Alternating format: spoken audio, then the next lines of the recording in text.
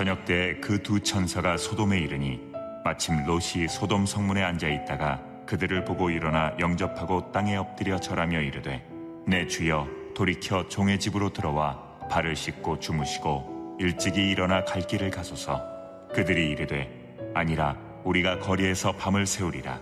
롯이 간청하매 그제서야 돌이켜 그 집으로 들어오는지라. 롯이 그들을 위하여 식탁을 베풀고 무교봉을 구우니 그들이 먹으니라.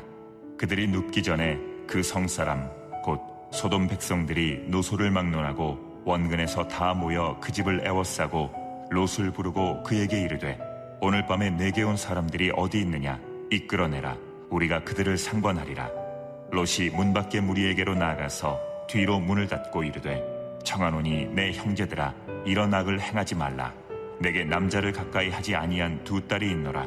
청하건대 내가 그들을 너희에게로 이끌어내리니 너희 눈에 좋을 대로 그들에게 행하고 이 사람들은 내 집에 들어왔은즉 이 사람들에게는 아무 일도 저지르지 말라. 동틀 때에 천사가 롯을 재촉하여 이르되 일어나 여기 있는 내 아내와 두 딸을 이끌어내라. 이 성의 죄악 중에 함께 멸망할까 하노라. 그러나 롯이 지체하매 그 사람들이 롯의 손과 그 아내의 손과 두 딸의 손을 잡아 인도하여 성 밖에 두니 여호와께서 그에게 자비를 더하심이었더라. 그 사람들이 그들을 밖으로 이끌어낸 후에 이르되 도망하여 생명을 보존하라. 돌아보거나 들에 머물지 말고 산으로 도망하여 멸망함을 면하라.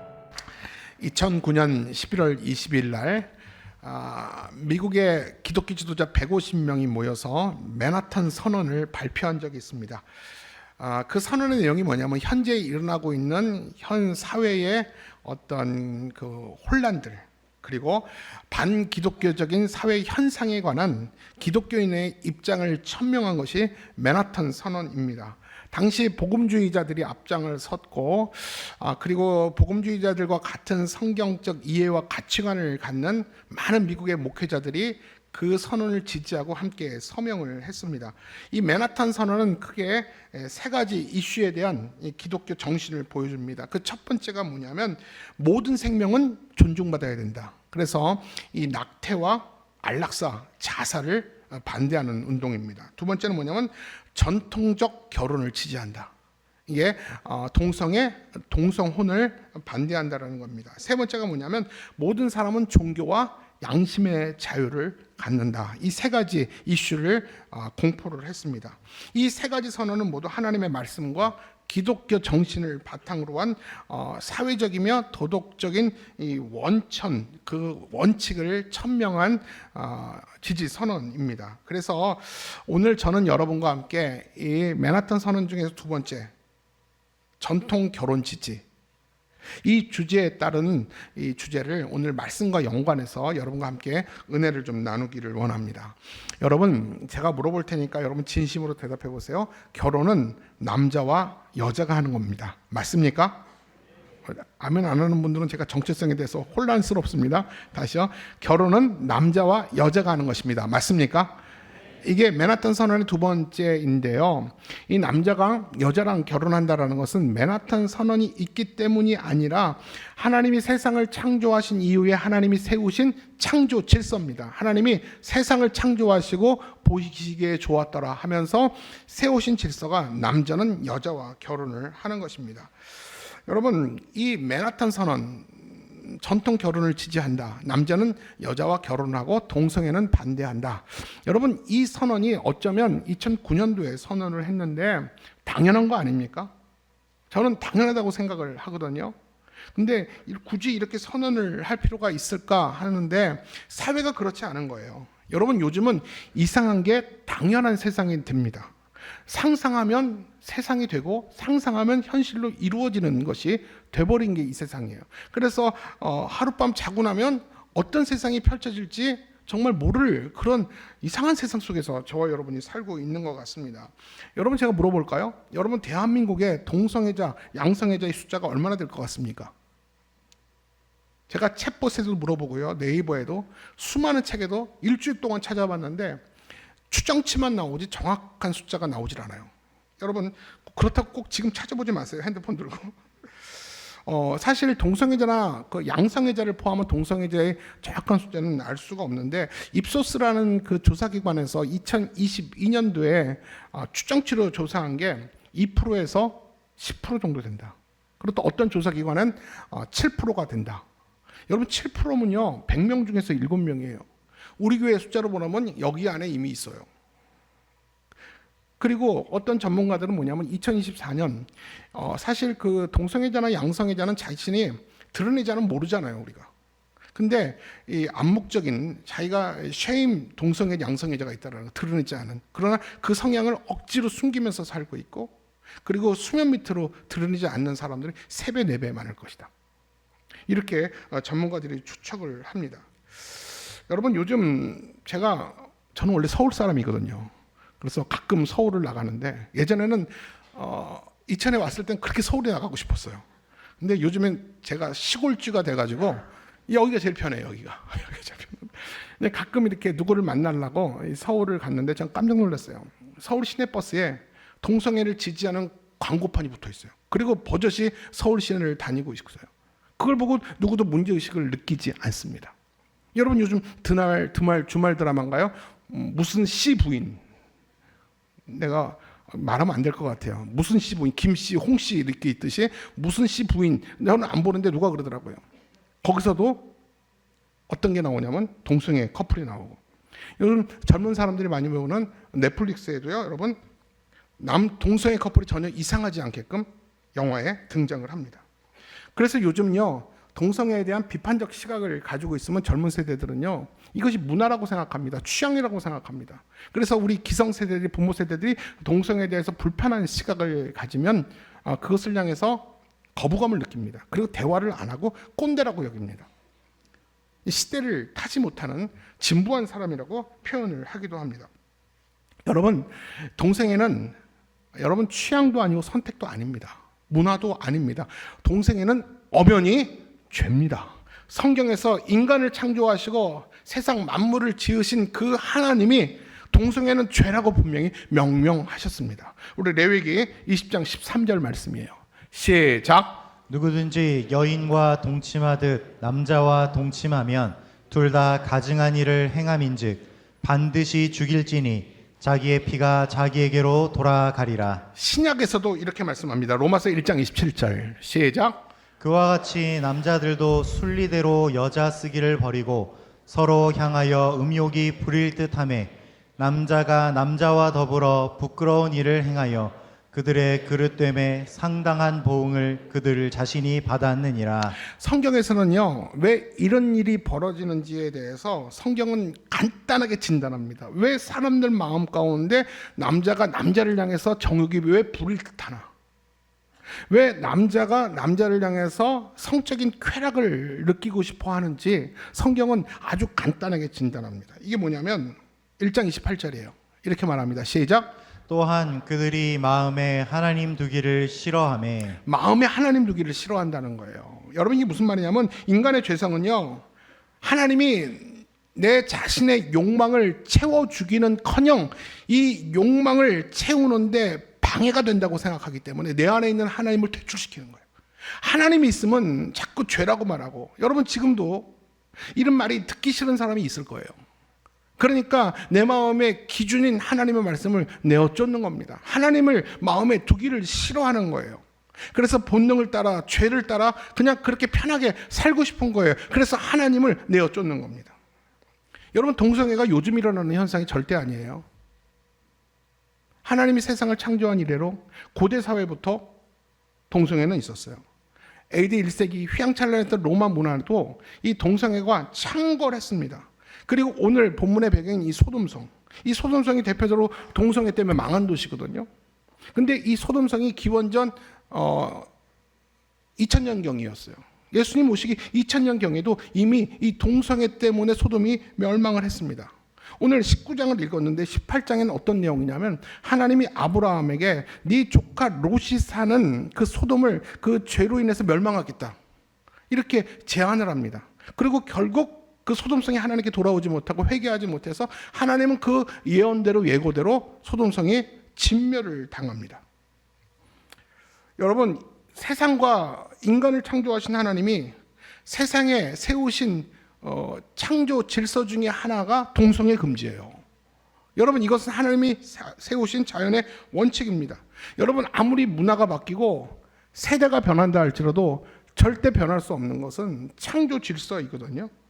인간이 창조 질서를 따라 살 때 가장 행복한 것이며 가장 가치 있는 삶을 살 수 있습니다. 예를 들어서 저는 무슨 전자제품을 사거나 뭐 패드를 하나 사더라도 저는 절대 매뉴얼을 못 읽는 편입니다. 여러분, 남자분들 대부분 매뉴얼을 읽습니까? 대충 눌러봅니까? 저 같은 경우는 매뉴얼을 안 읽고 대충 눌러보면 원리를 알고 대충 그렇게 써요. 그러다가 항상 고장이 나요. 가져가면 원리대로 매뉴얼대로 안 썼기 때문에 고장이 납니다. 비로소 이제 다시 그 매뉴얼을 읽게 되는 경우가 많아요. 여러분, 하나님의 창조 질서를 벗어나고 그 창조 질서를 깨트리고 그 창조 질서 밖에 어떤 쾌락이 있을 것 같고 자극적인 즐거움이 있을 것 같아서 그 창조 질서를 벗어날지라도 여러분, 순간 짜릿한 자극적인 기쁨은 있을지라도 그 창조 질서를 벗어나면 참다운 인간의 행복은 절대, 궁극적인 행복은 거기에 없다라는 사실입니다. 이 사실을 우리가 분명히 기억하며 살아야 됩니다. 오늘 본문의 이 소돔의 심판은 단지 이 동성애라는 특정 죄악 때문에 심판받은 사건이 아니에요. 그냥 이 동성애라는 죄 때문에 무너진 도시 이렇게 알고 있지만 이것은 대표적인 상징적인 사건입니다. 이게 뭐냐면 동일한 죄된 운명을 따라 살아가는 모든 세대의 죄악을 심판하시는 하나님을 보여주는 사건이에요. 동일한 죄의 문명을, 그 소돔과 고모라에서 흘렀던 이 죄된 이 음란의 그 문명을 오늘 이 시대를 살아가는 우리 세대들이 그 음란한 죄를 끌어안고 함께 살아갈 때 하나님이 역시 지금도 진노하신다라는 사실을 보여주고 있는 사건이 오늘 소돔과 고모라의 사건이거든요. 하나님의 심판 가운데는요, 죄에 대한 분명한 진노가 있어요. 그렇지만 그 진노와 심판 가운데는 하나님은 자기 백성 의인들을 향한 구원도 선명합니다. 이것이 바로 오늘 소돔과 고모라의 사건이에요. 오늘의 본문 내용을 좀 간략하게 살펴보기를 원합니다. 오늘 본문의 내용은 여러분 잘 알 겁니다. 오늘 19장을 이해하기 위해서 18장부터 이해를 해야 됩니다. 하나님이 아브라함에게 찾아와서 아까도 말했지만 네 조카 롯이 사는 소돔성이 죄가 중하니 그 소돔을 내가 멸망하겠다. 그렇죠. 아브라함이 하나님의 자비에 호소를 합니다. 하나님이 심판하시면 그 땅에 사는 의인들은 어떡합니까? 그러면서 이제 아브라함이 하나님의 자비에 이제 흥정을 합니다. 하나님, 저 땅에 만약에 의인 50명만 있으면 하나님 어떻게 하시겠습니까? 50명만 있으면 내가 그 땅을 사하겠다. 그러다 결국 30명, 20명 내려가다 하나님 마지막 화내지 마세요. 절벌 화내지 마세요. 염치 없다고 말하지 마세요. 10명만 있으면 하나님 어떻게 하시겠습니까? 그래서 하나님이 만약 소돔 땅에 의인 10명만 있으면 내가 용서하겠다. 하나님께 약속을 받아요. 이게 여기서 18장이 끝납니다. 그리고 19장은 여러분과 제가 읽었던 내용으로 사건이 전개가 되죠. 오늘 소돔에 이런 사건이 일어납니다. 두 천사로 가장한 하나님이 소돔성에 롯을 찾아옵니다. 그때 롯이 어디 있었냐 하면 이 롯은 성문에 앉아 있었다. 성문에 앉아 있었다라고 말합니다. 성문에 앉아 있었다라는 건 뭐냐면 그는 재판관이었다라는 겁니다. 이 소돔성의 재판관이라는 것은 그 지역과 시대의 영적 지도자고 리더였다라는 소리입니다. 이 롯은 그 두 천사를 보고 심상치 않은 하나님의 사람이라고 보고 그들을 집에 초청해서 극진히 그를 대접을 하죠. 근데 여러분, 여기서 잠깐 우리가 이런 고민을 할게요. 이 롯이 소돔이라는 성에서 그래도 잘 살았다라는 것은 뭐를 의미하는지 아십니까? 그 또한 소돔이 주는 편안함에 익숙했던 사람이다. 그 죄된 문명과 이 죄된 세상 속에서 그는 편안히 살았다는 것은 그 죄 가운데 적당히 타협하면서 살았다는 것을 분명히 반증한다는 것입니다. 이건 여러분 뭘 얘기하냐면 롯은 하나님을 따른다고 하면서도 세상을 놓치고 싶어하지 않는 사람의 전형. 나는 하나님을 믿는다고 하면서 일주일 동안 돌아서서는 세상과 적당히 타협하면서 살아가는 그 편리함에 익숙하게 서로 자신을 마음 놓고 살아가는 그런 사람의 유형이라는 것입니다. 이제 본문으로 다시 들어옵니다. 이 롯의 집에 두 남자가 들어왔다는 이 소문이 동네방네 소문이 납니다. 그러자 그 불량한 사람들이 다 롯의 집을 애워싸고 그 두 놈을 내놓으라고 땡깡을 부리게 됩니다. 우리 5절 말씀을 읽어볼까요? 시작. 롯을 부르고 그에게 이르되 오늘 밤에 내게 온 사람들이 어디 있느냐 이끌어내라 우리가 그들을 상관하리라. 이끌어내라 우리가 그들과 상관하겠다. 여러분 절말이 이렇게 점잖게 쓰여졌지만 직역하면 뭔지 알아요? 그 두 남자를 데리고 와라 우리가 그와 동성애하겠다 라는 거거든요. 근데 여러분 특이한 게 있어요. 4절 말씀을 한번 찾아보면 뭐라고 써져 있냐면 롯의 집을 애워싼 사람들이 어른들만이 아니라 노소를 막론하고 노소. 이 말이 무슨 말입니까? 동성애는 그 시대에 특정한 어른들만의 공유했던 문화가 아니라는 거예요. 어른이나 아이나 할 것 없이 이 동성애가 이미 일상화되었다라는 겁니다. 여러분 한번 생각해 보실래요? 그 밤에 횃불 들고 동네 불량반 남자들이 한 50명이 모였어요. 근데 그 50명 속에 어른들만 있는 게 아니라 눈이 뻘개진 애들까지 있었다는 거예요. 여러분 이게 상상이 됩니까? 여러분 상상이 되냐고요? 그만큼 이 동성애가 일상화된 것이 이 소돔 땅이었습니다. 그것이 부끄러운 죄인지도 모르고 자신의 쾌락을 채우기 위해서 내 쾌락을 채울 대상자를 내놓으라고 땡깡을 부리고 있는 거죠. 여러분 제가 얼마 전에 목사님들과 한번 같이 식사를 한 적이 있어요. 근데 그 목사님이 이런 얘기를 하더라고요. 요즘 강단에서 동성애 금지라는 반대라는 설교나 가르치기가 참 어렵다라는 얘기를 해요. 그래서 왜요? 아직 동성애가 합법화되지 않았는데 얼마든지 가르쳐야죠. 그래 막아야죠. 거룩한 방파제가 돼야죠. 제가 얘기를 했더니 뭐라고 얘기하냐면 내가 동성애에 관한 설교를 하는데 동성애에 관한 나와 입장이 다른 성도들이 있을 수 있고 또 다음 세대들이 같이 앉아 있는데 내가 동성애 얘기를 하다 보니까 몇 명이 일어나 나가더래요. 제가 그 나간 사람의 뒤통수를 보고 용기를 잃었대요. 말씀을 전할. 무슨 생각이냐면 그들이 이 말에 동의하지 않고 나가면 교회가 텅텅 비면 어떡하지? 저들이 싫어하고 저들이 이해하지 못하는 설교를 해서 저들이 다음부터 교회 안 오면 어떡하지? 그 상처를 받아가지고 자기가 용기를 잃어버렸대요. 자기 안에 이 상처가 있다고 그러더라고요. 그래서 전 나는 안 그런데 내가 여러 번 설교했는데 한 명도 나가는 사람이 없었는데 여러분 이 말 끝에 나가면 제가 상처받아요. 절대 나가면 안 돼. 내가 그런 얘기를 한 적이 있어요. 여러분 지금 캐나다 아시죠? 캐나다 요즘 그 트럼프가 캐나다를 합병하려고 그러죠. 자기 나라로. 욕심도 많죠. 여러분 캐나다는 대표적인 이 다문화 사회로 이민자들과 함께 사는 나라입니다. 여러분 잘 아시죠? 여러분 거기 그 나라의 총리가 누구냐면 저스틴 트리도라는 그 총리가 임기가 1년밖에 안 남았어요. 근데 그의 주요 정책은 포용적 사회입니다. 이 포용적 사회라는 명분 아래 동성애를 확 열어놔 버렸어요. 그럼 아십니까? 제 친척이 캐나다에 사는데 그 이야기를 제가 전에 들었어요. 지금 캐나다는 난리래요.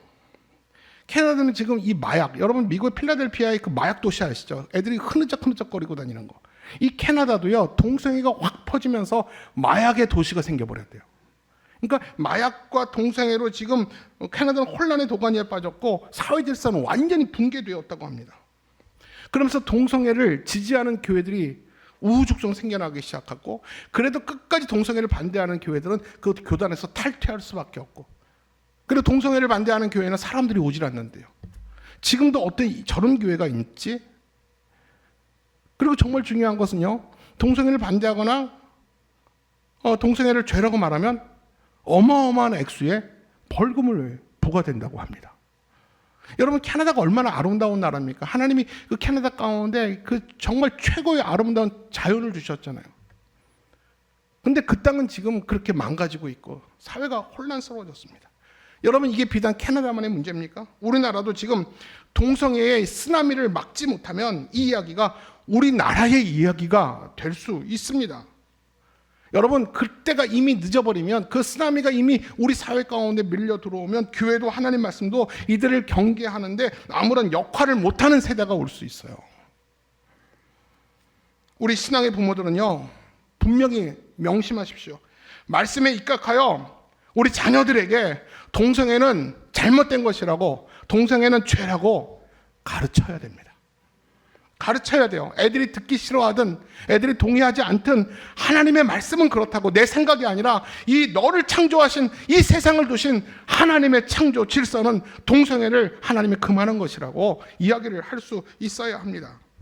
여러분, 공교육에서는 이미 공공연하게 동성애를 인정하고 아름다운 권리라고 아이들을 부추기고 있어요. 그래도 여러분, 집과 교회에서는요, 동성애가 죄라는 사실을 가르치지 않으면 결국 우리 아이들은요, 우리와 다른 세대가 돼요. 다른 세대는 하나님의 말씀과 진리를 떠난 세대가 다른 세대예요. 하나님과 하나님의 진리를 떠난 세대는 하나님의 진노의 세대가 될 수밖에 없어요. 여러분, 우리 다음 세대가 다른 세대가 되어서 하나님 앞에 진노받는 세대가 된다면 대한민국이 더 이상 미래가 없는 것이죠. 여러분, 지금 수없이 대한민국 국회에서 계속 이렇게 동성애에 대한 안건이 올라오는데도 계속해서 부결되는 이유가 뭔지 아십니까? 대한민국에는 한국 교회가 있어요. 12.7때 여러분, 저도 갔고요. 여러분도 갔잖아요. 그 아스팔트 바닥에서 무릎 꿇고 하나님 앞에 두 손 들고 기도했잖아요. 하나님, 대한민국을 불쌍히 여겨달라고. 대한민국을 버리지 말달라고. 우리 다음 세대, 우리는 살 만큼 살아서 괜찮아요. 근데 우리 다음 세대 이렇게 살면 안 되잖아요. 하나님의 진노와 심판의 세대가 되면 안 되잖아요. 우리가 막아야 돼요. 우리가 목숨 걸고 막아서야 됩니다. 여전히 대한민국은 한국교회가 소망입니다. 끝까지 싸워야 됩니다. 막아내야 됩니다. 여러분, 이건 정치의 문제가 아니에요. 진리의 문제고 본질의 문제입니다.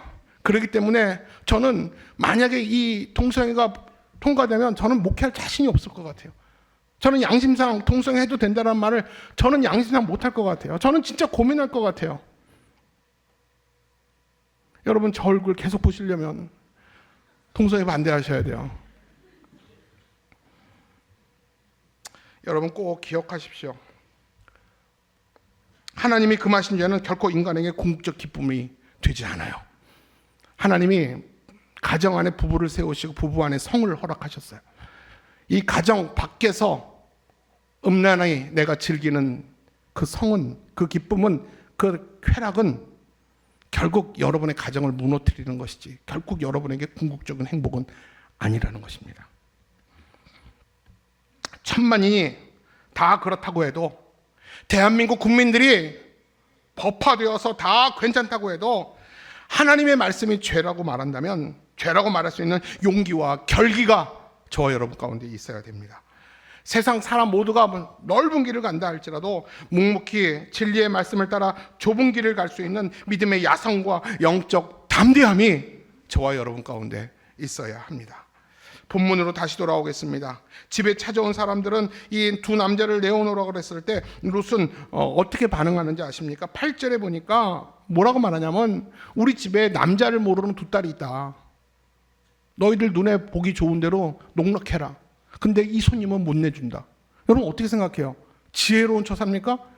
미친 거 아니에요, 이 사람? 미쳤죠? 손님 보호하겠다고 자기 딸, 남자를 모르는 자기 딸을 농락하라고 넘겨준 거예요. 여러분, 이거는 말도 안 되는 것이죠. 이것은 이 롯의 어그러진 영성을 보여줘요. 그의 영성이 얼마나 죄로 물들었는지.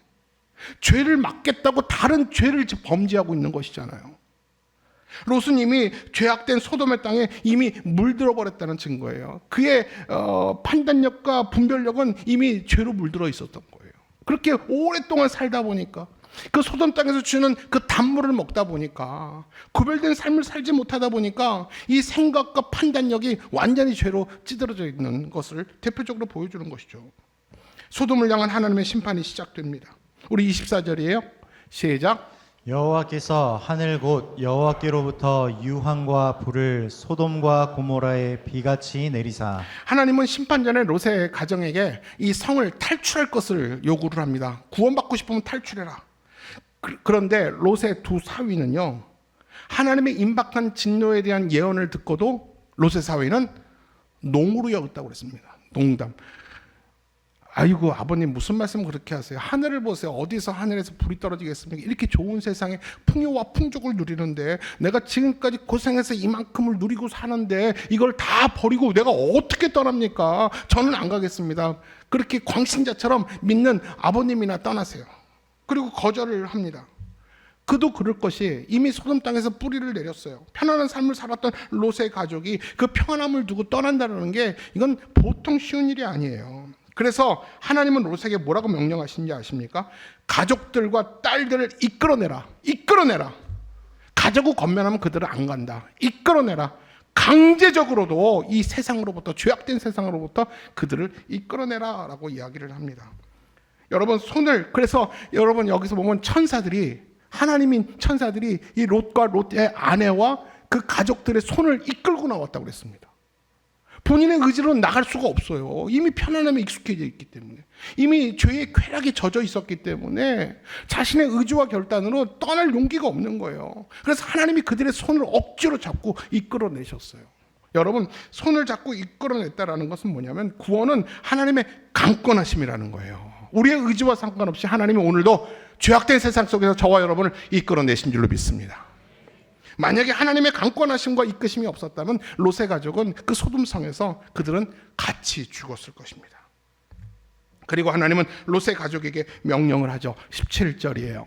시작. 그 사람들이 그들을 밖으로 이끌어낸 후에 이르되 도망하여 생명을 보존하라. 돌아보거나 들에 머물지 말고 산으로 도망하여 멸망함을 면하라. 죄악된 세상을 탈출할 때는 뒤를 돌아보지 말라는 거예요. 죄악된 세상을 벗어나기 위해서는요, 들에 멈추거나 숨을 고르지 말고 살기를 위해서 가슴 터지도록 앞만 보고 뛰어라. 이것을 하나님은 명령을 합니다. 그러나 롯의 아내는 결국 도망가다가 뒤를 돌아봄으로 소금 기둥이 됩니다. 죄악된 세상에 미련을 버리지 못한 롯의 아내는 주님을 따라가면서도 세상을 짝하며 살아가는 우리들의 모습을 보여주는 거예요. 주님께 입으로는 늘 헌신을 다짐하지만 두 마음을 품고 사는 자들이 얼마나 위험한가, 이것을 이야기를 하는 것이죠. 우리가 신앙생활하면서 언젠간 하나님 앞에 결단할 때가 있습니다. 내가 있는 편안함으로부터 내가 한 번 정도는 하나님께 결단하며 떠나야 될 그 시점이 반드시 있습니다. 떠나야 될 때 내가 결단하지 못하고 자꾸 뒤를 돌아보고 내가 하나님 앞에 머뭇거리면 새로운 은혜의 경지에 우리는 절대로 도달할 수가 없는 것입니다. 드디어 소돔의 하늘에서는 유황과 불이 비처럼 내리기 시작합니다. 하나님이 내리시는 심판은 누구도 막을 수도 없고 누구도 피할 수가 없는 것입니다. 롯의 아내는 억지로 손에 이끌려서 그 성 밖으로 나왔지만 두고 온 세상이 못내 아쉬워 뒤를 돌아보다가 그는 비극을 경험하게 됩니다. 그리고 누가복음 17장에서는 주님은 우리에게 뭐라고 경고하냐면 이 시대를 살아가는 여러분들에게 롯의 처를 기억하라 라고 말합니다. 롯의 처를 기억하라. 롯의 처가 왜 죽었는지 비참한 결과를 당했는지 롯의 처를 생각하면서 오늘을 살아라 라고 이야기를 합니다.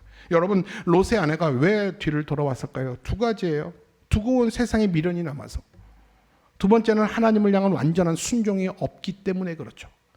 제가 여러분한테 꼭 드리고 싶은 말씀은 이거예요.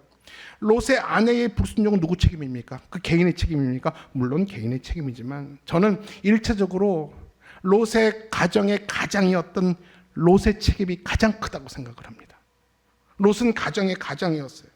평소에 가정의 제사장인 이 롯이 하나님 앞에 견고히 서지 못했기 때문에 그 아내의 신앙이 하나님 말씀에 집중하기보다는 세상의 즐거움에 마음 빼앗겨 살아서 그 하나님이 아니라 세상의 전부로 마음이 바뀐 것이 롯의 아내예요. 하나 더 있어요. 그 롯의 책임 때문에 어떤 비극이 왔냐면 영적인 가장으로서 책임을 다하지 못한 그 책임은 딸의 행동에서도 나타나요. 여러분, 성을 벗어나서 도망칠 때 롯의 아내는 뒤를 돌아보아서 죽었고 두 딸을 데리고 소알성에 이르죠. 근데 그 딸이 돌아와 보니까 한심한 거예요.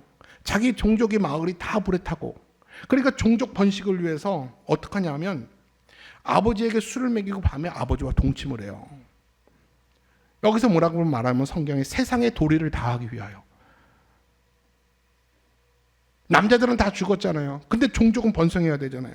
그러니까 급기야는 그들이 어떻게 선택했냐면 둘이서 모의를 해서 아버지에게 술을 먹이고 밤에 너 한 번 들어가고 나 한 번 들어가고 아버지도 모르는 상태에서 아버지와 동침을 하게 됩니다. 여러분, 이것은 누구의 책임이에요? 가장의 책임 아닙니까? 딸들의 이런 근친 상간은 그들이 이미 죄악 문화에 동화되었다라는 거예요. 롯이 자녀들을 말씀과 법도로 분명히 가르쳤다면 이렇게 되지 않았을 거예요. 말씀과 법도로 가르치지 않았기 때문에 딸들이 그렇게 음란한 세대가 되어버린 거예요. 결국 두 딸은 아버지로 인해 모압과 암몬의 조상이 되어버립니다.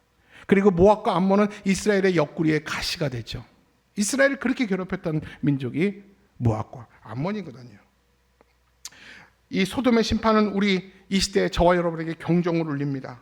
여러분, 우리는 사랑의 하나님을 믿지만 우리가 믿는 하나님은 사랑의 하나님 맞습니다. 그러나 죄에 대해서 용서하지 않고 진노하시는 공의의 하나님이라는 사실도 반드시 기억하며 우리는 살아야 됩니다. 여러분, 지금 이 시대에 하나님의 자비와 하나님의 인애가 없다면 저와 여러분이 살고 있는 이 세상 또한 벌써 소돔과 고모라처럼 아마 재앙과 심판을 받아 마땅한 겁니다. 그러니 우리는 언젠간 이 말 하나님의 심판을 기억하며 오늘도 깨어 있어야 됩니다. 그리고 우리도 오늘 이 시대에서 물들지 말고 익숙한 삶을 살지 말고 주위에 잠들고 있는 사람을 흔들어 깨워야 됩니다. 지금 잘 때가 아니라고. 하나님의 임박한 진노가 곧 올 테니까 깨어서 하나님의 메시지의 말씀의 은혜의 경지에 들어가야 된다고 우리가 영향력을 행사해야 됩니다. 우리 마태복음 11장 24절을 한번 같이 볼까요? 시작. 내가 너희에게 이르노니 심판날에 소돔 땅이 너보다 견디기 쉬우리라 하시니라. 지금 이 땅의 죄악의 수준이 소돔 때보다 훨씬 더 크다라는 거예요. 여러분, 하나님의 심판이 왜 지연되는지 아십니까? 우리의 죄악이 크지 않아서가 아니에요. 죄인을 향한 하나님의 인내심이 크기 때문에 심판이 오늘도 지연되고 있는 것입니다. 우리가 원튼 원하지 않던 역사의 마지막 날에 하나님의 심판은 반드시 있습니다. 심판의 소리가 귀 싫다고 귀를 막아도, 목사들은 늘 같은 얘기만 한다고 비아냥거린다 할지라도 여러분, 죄에 대한 하나님의 심판을 막을 수가 없어요. 여러분, 롯의 사위를 기억하십시오. 하나님의 임박한 진노에 대해서 농으로 듣고 그냥 목사들은 의뢰 저런 말을 해. 말을 흘려듣는 사람들, 롯의 사위입니다. 그리고 여기 등장하는 제일 많은 사람 중에서 저와 여러분 제일 많이 닮은 사람이 롯의 아내입니다. 롯의 철을 기억하라. 하나님을 믿는다 하면서 여전히 세상 것을 놓지 못하고 세상 것을 움켜쥐며 세상에 미련을 두는 자들, 결단할 때 결단하지 못하고 돌아서지 못해서 늘 은혜의 경지에 이르지 못하는 자들, 이것은 여러분 심판의 대상이라는 것입니다. 말씀을 정리하겠습니다. 소돔성이 멸망하기 전에 하나님은 아브라함에게 소돔의 멸망을 예고하셨어요. 여러분, 하나님의 목적은 심판이 아니에요. 지옥 보내고 여러분을 진노하는 게 하나님의 목적이 아니에요. 하나님은 참고 오늘도 인내하시고 기다리고 또 기다립니다. 한 사람의 죄인이 회개하고 돌아오기를 하나님은 그렇게 바랐어요. 그래서 오늘도 말씀에서 여러분들에게 이렇게 흔들어 놓는 거고 깨닫기를 바라는 거고, 오늘 이 말씀을 좀 아프게 듣고 내가 롯의 처가 아닌가, 내가 롯의 사위가 아닌가 좀 각성하고 하나님께 돌아오라는 거예요. 이게 오늘 하나님이 이 강단을 통해서 주신 하나님의 마음이거든요. 아브라함은 하나님의 진노가 있기 전에 이 진노를 거두어 달라고 하나님의 자비하심에 호소합니다. 제발 하나님, 제발. 이게 바로 예수님이 우리를 하나님 앞에서 중보하는 예수님의 마음이에요. 하나님, 제발 조금만 더 기다려주세요. 저 사람 조금만 더 기다려주세요. 아직 몰라서 그렇습니다. 죄인지 몰라서 저렇습니다. 하나님, 조금만 더 기다려주세요. 저 사람 곧 돌아올 겁니다. 저 사람을 위해서 부모가 기도하고 있고 남편이, 아내가 지금도 중보하며 기도하고 있습니다. 조금만 기다려주세요. 우리 주님의 마음입니다. 지금이라도 여러분 돌아서야 됩니다. 세상 즐거움 다 버리고 주님께 돌아오셔야 돼요. 하나님의 은혜의 이끌림을 받아 죄악의 세상에서 떠나야 됩니다. 언젠간 결단할 때가 있습니다. 한 번 정도는 하나님께 결단하고 돌아와야 될 때가 있다면 저는 2024년 지금이라고 저는 믿습니다.